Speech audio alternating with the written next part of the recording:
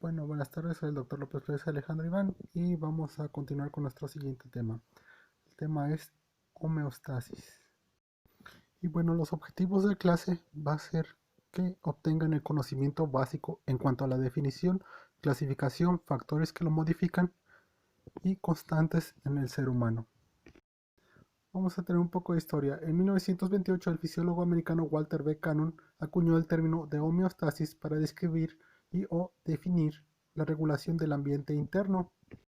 También apuntó el sufijo estasis, que debe entenderse como una condición y no como un estado invariable. Esto quiere decir que tendríamos la definición como condición similar, o también definida como una relativa constante del medio interno.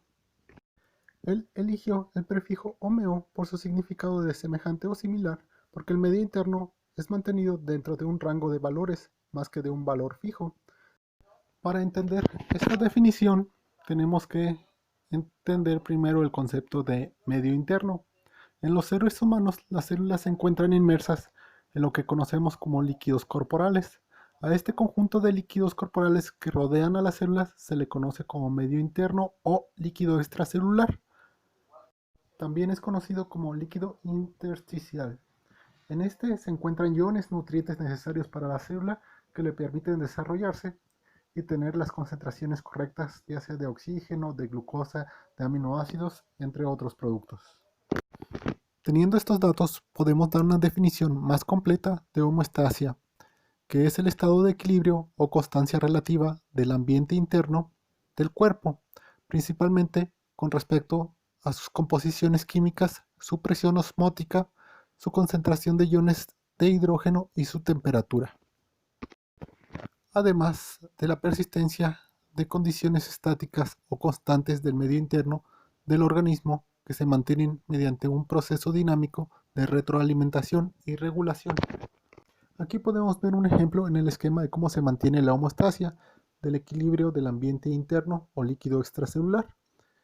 Esto va a mantener un nivel óptimo y constante de los siguientes, como son los gases, los iones y electrolitos, el volumen de líquidos, la presión, la temperatura, las hormonas y los nutrientes. Aquí vamos a tener lo que son las características de la homeostasia. El medio ambiente interno o líquido extracelular se mantiene en condiciones constantes a través de varios mecanismos del cuerpo. Las concentraciones de oxígeno y dióxido de carbono, de nutrientes y de desechos orgánicos, de iones inorgánicos, de la temperatura, todos deben permanecer relativamente inalterables o en ciertos parámetros. Existe un estado estable, constante, y esto se le va a denominar constantes fisiológicas. Esto significa que se ha alcanzado un balance entre las demandas impuestas del cuerpo y la respuesta del cuerpo hacia dichas demandas. Ocurren siempre algunos cambios en las composiciones del ambiente interno, pero normalmente son mínimas y con muy pocas fluctuaciones, y se mantienen a raya mediante múltiples procesos homeostáticos coordinados. Los órganos y los tejidos del sistema del cuerpo trabajan para mantener la homeostasia. Vamos a poner los ejemplos de algunos órganos, como por ejemplo los pulmones. Cuando hacemos algún esfuerzo, normalmente nuestras células requieren un nivel de oxígeno mayor, por lo tanto, aumentan la frecuencia respiratoria. O por ejemplo, los riñones mantienen constantes las concentraciones de iones o de sales en nuestro organismo. El intestino proporciona elementos nutritivos para que las utilicen nuestras células. Esos son algunos ejemplos de algunos órganos que trabajan para mantener la homeostasia. Y bueno, vamos a tener dos tipos de sistemas de homeostasis de control, un sistema abierto y uno cerrado. El sistema abierto va a funcionar, por ejemplo, en el parto. La cabeza del bebé estimula o empuja al cuello uterino, lo que manda una señal al cerebro para que una glándula produzca lo que es la oxitocina. Esta glándula se encarga de contracciones uterinas. Entonces, al estimular la contracción uterina, hace que el bebé o el producto presione más ese cuello uterino y por lo tanto va a inducir la producción de más oxitocina. Y este sistema va a funcionar con un sistema de retroalimentación positiva. Esto quiere decir que entre más estímulo hay, más respuesta del organismo, y entre más respuesta del organismo, más estímulo hay. En cambio, un sistema cerrado va a funcionar con retroalimentación negativa. Voy a poner el ejemplo: cuando nosotros tenemos hambre, no producimos una hormona que se llama insulina. Esta se va a producir cuando nosotros comemos. Si nosotros comemos, se va a producir la hormona insulina, pero si nosotros dejamos de comer, se va a dejar de producir la insulina. Aquí hay otro ejemplo de una retroalimentación positiva. En el caso de una herida, va a estimular la activación de factores de coagulación, y los factores de coagulación van a producir un coágulo. Al haber un coágulo, va a activar los factores de coagulación. Otro ejemplo: el aparato respiratorio va a regular la frecuencia respiratoria para mantener la concentración de oxígeno estable. El aparato cardiovascular va a regular la tensión arterial, la frecuencia cardíaca, el gasto cardíaco, para mantener una perfusión o que lleguen los nutrientes y la sangre a todo el cuerpo. El aparato digestivo se va a encargar de la excreción y la peristalsis y la absorción de nutrientes. Y bueno, tenemos las constantes fisiológicas. Cada sistema o aparato u órgano se va a encargar de mantener la homeostasis. Por ejemplo, el sistema nervioso va a regular la temperatura, el sueño, la vigilia, los reflejos y el hambre. El aparato digestivo, al pasar alimento por él, va a descomponer y va a absorber los nutrientes y las sustancias que no sean requeridas por el cuerpo, pues las va a excretar. La palabra de peristalsis se va a referir a que el intestino tiene la capacidad de contraerse, esto para que pase el alimento a través de él.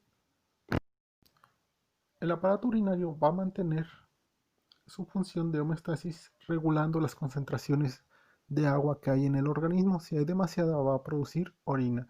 Igualmente, si hay una concentración muy elevada de alguna sal o ion, la va a eliminar por medio de la orina. El sistema hematológico va a mantener las concentraciones de hemoglobina. La hemoglobina es una proteína que tiene en la sangre que se adhiere al oxígeno para poder transportar ese oxígeno. Hematocrito se va a referir a las células sanguíneas. Va a mantener cierto número de células sanguíneas para que puedan funcionar. Y el sistema musculoesquelético va a mantener lo que es el tono muscular. El tono muscular es esa característica que si nosotros estamos sentados o acostados, no están todos nuestros músculos relajados, sino hay cierta coordinación. Algunos factores que pueden alterar los estados de homeostasis o de las constantes vitales va a ser, por ejemplo, la presión arterial se puede alterar con estrés, ya sea físico o psicológico. La frecuencia cardíaca se puede alterar con la temperatura, la contaminación ambiental, la altitud o la actividad física. La frecuencia respiratoria normalmente se altera con el clima y la actividad física. El peso se va a alterar según nuestra vida, si es sedentaria, si no realizamos ninguna actividad física, si ingerimos unas grandes cantidades de alimento o por alteraciones hormonales. El sueño y vigilia va a depender de nuestro estado de alerta, de nuestro trabajo, el estrés también puede alterar los ciclos de sueño y vigilia y la cantidad de luz. La hemoglobina, pues básicamente por la alimentación y por la altitud a la que estemos, y la concentración de oxígeno ambiental. Aquí vamos a diferenciar el estrés físico. El estrés físico va a ser cualquier estímulo que origine un desequilibrio en el medio ambiente interno o líquido extracelular. Y así damos por terminada la segunda clase de homeostasia.